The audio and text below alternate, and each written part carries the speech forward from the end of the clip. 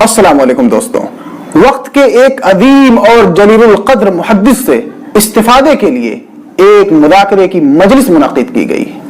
چنانچہ دوران مذاکرہ ایک ایسی حدیث کا ذکر آیا جو محدث کے علم میں نہ تھی۔ چنانچہ وہ گھر تشریف لے گئے اور چراغ جلایا۔ گھر والوں نے بتایا کہ کہیں سے کھجور کا ایک ٹوکرا ہدیے میں آیا ہے۔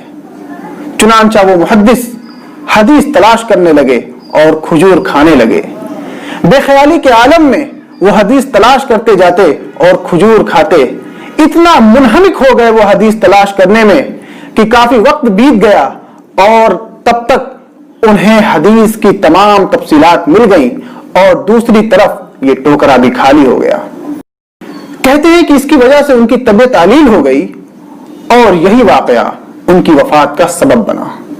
اس عظیم محدث کو آج دنیا امام مسلم رحمۃ اللہ علیہ کے نام سے جانتی ہے۔ جی ہاں دوستوں، میں ہوں محمد سلمان اور آپ دیکھ رہے ہیں شائن آف پیس۔ آج کی اس ویڈیو میں ہم امام مسلم رحمۃ اللہ علیہ کی زندگی کے مختصر حالات جانیں گے۔ آپ کا نام مسلم ہے، سلسلہ نسب کچھ یوں ہے: مسلم بن حجاج بن مسلم بن ورد بن کوشاد۔ آپ کی کنیت ابو الحسین اور لقب اساکر الدین ہے۔ آپ کا تعلق عرب کے ایک مشہور قبیلہ بنو قشیر سے تھا، لہذا اسی کی طرف منسوب کر کے آپ کو قشیری کہا جاتا ہے۔ اور اسی طرح آپ رحمہ اللہ خراسان کے ایک مشہور شہر نیشاپور کے رہنے والے تھے، چنانچہ آپ کو نیشاپوری بھی کہا جاتا ہے۔ امام مسلم رحمۃ اللہ علیہ تیسری صدی ہجری کے آغاز میں خراسان کے ایک مشہور شہر نیشاپور میں پیدا ہوئے۔ آپ کی سن ولادت کے متعلق 3 اقوال بیان کیے جاتے ہیں: 202 ہجری، 204 اور 206 ہجری، لیکن اکثر علماء نے 206 ہجری کی ہی روایت کی ہے۔ حافظ ابن حجر اور علامہ ابن کثیر اور بعض مورخین نے 204 ہجری کی روایت کی ہے۔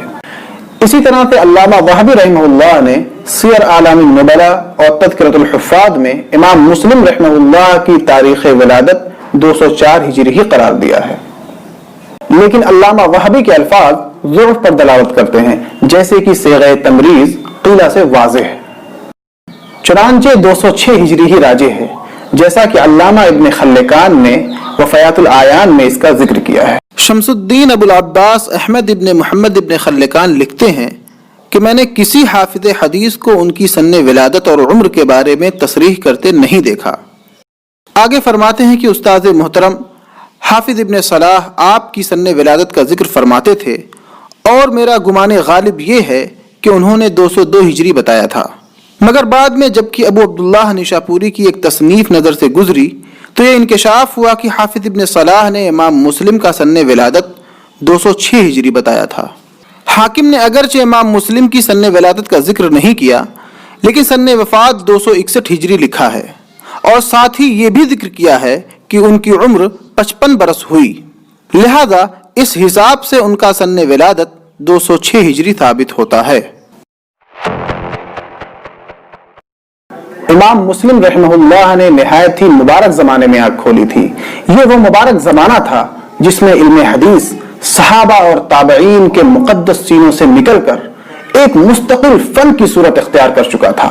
ہزاروں مجتہد اور امام پیدا ہو گئے تھے، اسی لیے 400 علم حدیث کا غلغلہ تھا۔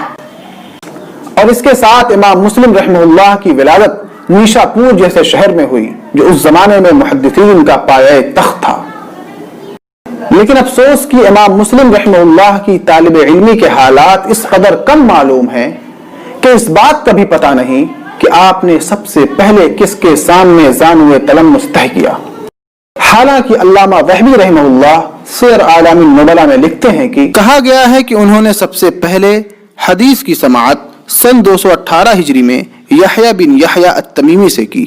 امام مسلم رحمہ اللہ نے جس سرگرمی کے ساتھ علم حدیث جیسے مقدس فن کی طرف توجہ کی، اس کا اندازہ اس بات سے لگایا جا سکتا ہے کہ اس زمانے میں اگرچہ خود خراسان میں امام اسحاق بن راہوے اور امام زہلی جیسے اساتذہ فن موجود تھے، تاہم امام صاحب نے ان بزرگوں کے علاوہ ان تمام مقامات کی کھاک چھانی جہاں جہاں علم حدیث کا جلوہ نظر آتا تھا۔ چنانچہ رے کے محدثین میں سے محمد بن مہران حمال اور ابو غسان وغیرہ سے سماعت کی۔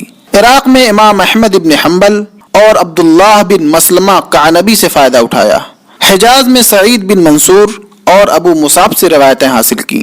مصر میں عمرو بن سواد اور حرملہ بن یحییٰ کے خرمن فیض کی خوشہ چینی کی، جو کہ امام شافعی رحمہ اللہ کے ممتاز شاگرد تھے۔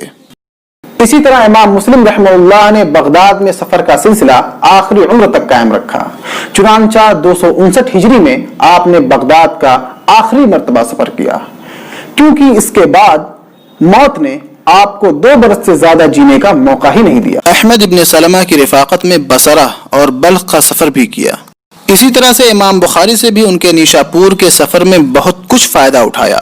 ان بزرگوں کے علاوہ اور بھی بہت سے اہل علم ہیں جن سے آپ نے استفادہ کیا، جن میں چند مشہور نام یہ ہیں: احمد ابن یونس، اسماعیل بن ابی اویس، عون بن سلام، یحییٰ بن یحییٰ نیشاپوری، محمد بن رمح، ابو بکر بن ابی شیبہ، عثمان بن ابی شیبہ، عبداللہ الدارمی، محمود بن غیلان۔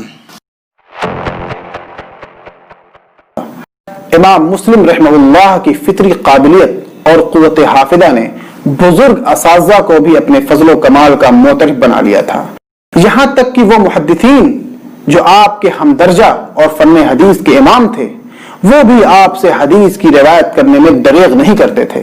چنانچہ ابو حاتم راضی، موسیٰ بن ہارون، یحییٰ بن سعید، ابو عیسیٰ ترمذی اسی قسم کے بزرگ تھے۔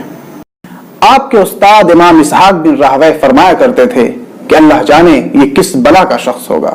ابو قریش نے آپ کو دنیا بھر کے حفاظ عربہ میں شمار کیا ہے، غرض کہ آپ کی مقبولیت اور شہرت اس درجہ کو پہنچ گئی کہ اہل مغرب نے آپ کے نام کو امام بخاری جیسے مسلم امام کے نام سے بھی اونچا اچھالا۔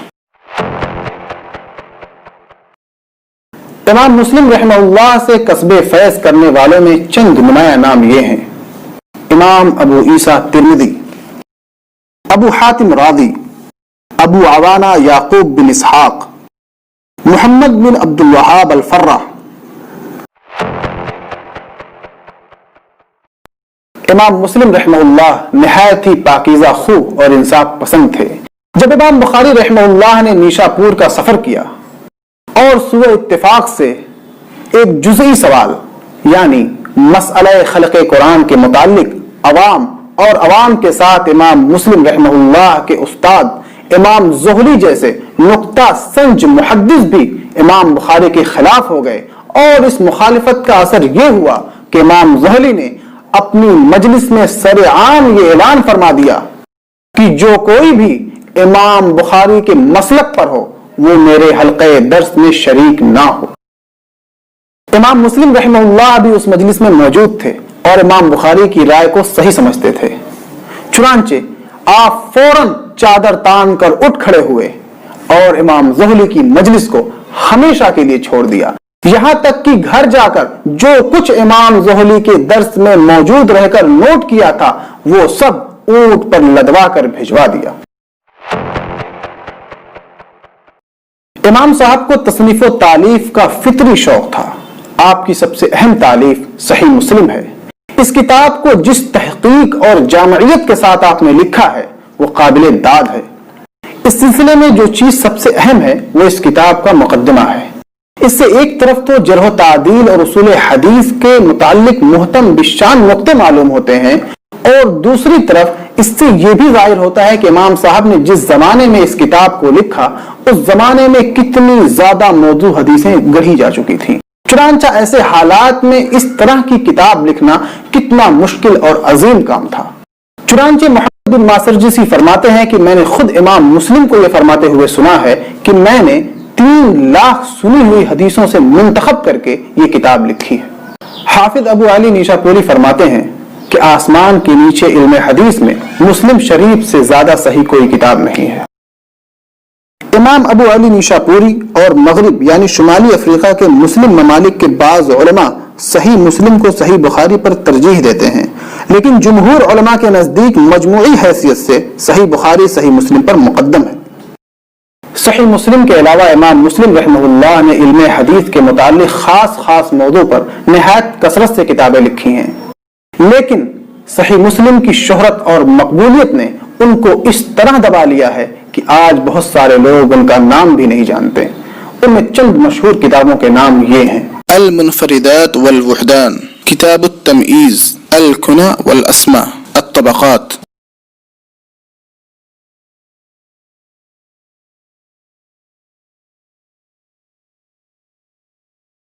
24 رجب سن 261 ہجری کے اتوار کی شام کو علم و عرفان کا یہ سورج غروب ہو گیا۔ اگلے روز نیشا پور میں آپ کی تدفین کی گئی۔ اللہم اغفر لہ وارحمہ۔